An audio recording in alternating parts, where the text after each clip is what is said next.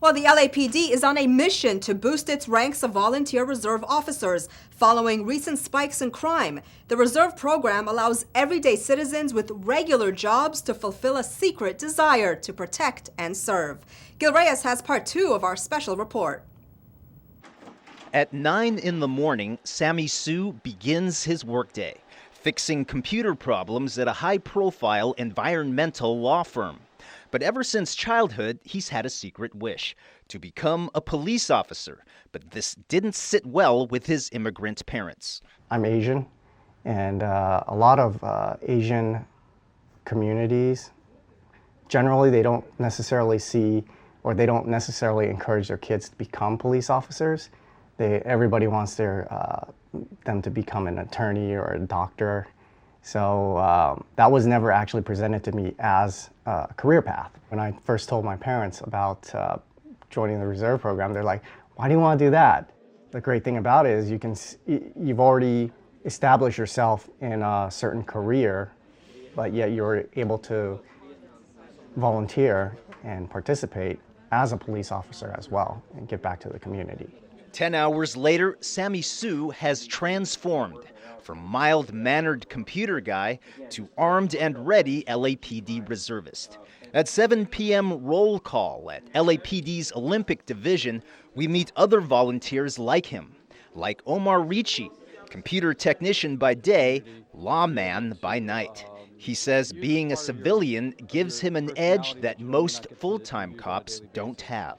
You're able to go out and apprehend bad guys. You're able to build trust in your communities as well.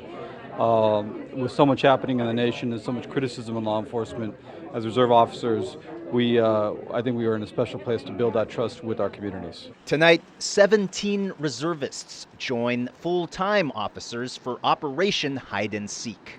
Why is it called hide and seek? We're seeking the bad guys. So the idea here is to be very visible for the 24-hour period and bring a lot of bad people to jail. Sammy Hsu's partner is 71-year-old Brent Carey. He retired from full-time policing in 2008 after 34 years on the force. He's been a reservist ever since. Lending his experience to younger officers is his favorite part. The pair head to Olympic and Vermont to patrol some of the area's darkest corners. We're kind of a highly visible patrol, and when you have more officers on the street, some of the bad guys who are considering committing some kind of a crime are probably less likely to do it when they see the number of officers that are out here. They make no arrests, but respond to a traffic collision, a noise complaint, and a couple of backup calls. Sammy Hsu will end up going home at 3 in the morning. If we do a full shift, it'll definitely be one of those like 18, 20-hour days. All this without getting paid. To be clear, being a reserve officer is not for everyone. But for us, it's rewarding, and it feels really good to give back to the community. And to finally go home with a secret wish to protect and to serve fulfilled, at least for tonight. From the LAPD's Olympic Division, I'm Gil Reyes for LA This Week.